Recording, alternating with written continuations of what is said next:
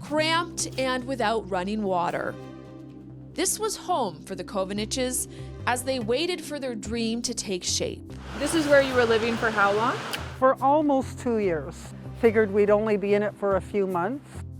Partway through their home build, they switched contractors, hired this man, Brandon Boudreau. Recently, he was convicted of fraud over $5,000 when he failed to do work at another house in spring and summer of 2022. But in February of that year, the Kovinches saw Boudreau as the solution to their problem and a great worker they'd known for months. He seemed to be very trustworthy.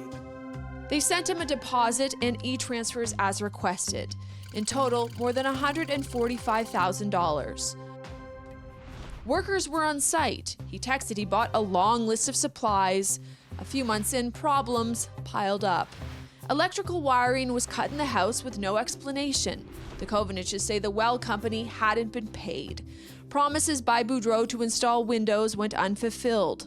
The Kovinches say they asked the contractor to drop off their stuff. And that's when we found out that he hadn't purchased anything. They also didn't have the appliances Boudreau was storing. Appliances that, in this text to another client, Boudreau sold, except the client says they never got them. The Kovinches found themselves at the bottom of an uphill battle shared by Canadians every year. Hundreds of homeowners complained to the Better Business Bureau about a general contractor over the past 3 years, but many, like the Kovinches, never report it. The Kovinches' fight to get their money back has been messy. They first hired a lawyer, called police, and blasted Boudreau online.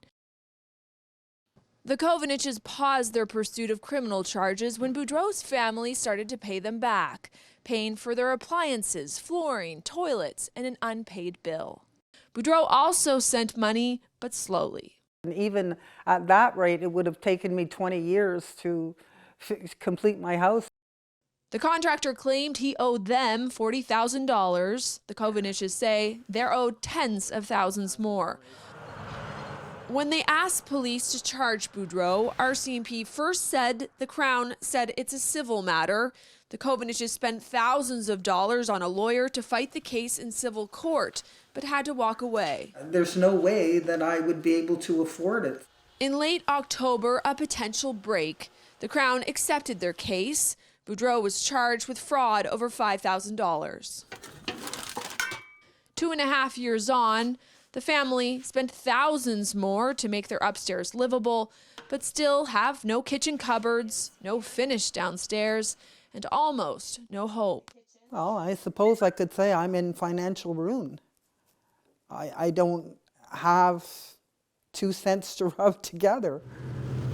Boudreau denied or did not respond to CTV News' multiple requests for an interview, but we had questions. So we went to his house where he's under house arrest. No one answered the door. We left a note but did not hear back before this broadcast. In previously filed civil court documents, Boudreau defended his work with the Kovinches and claims the two sides agree to settle their outstanding issues, something the Kovinches dispute. None of these allegations have been tested in court. A trial has been set for next year.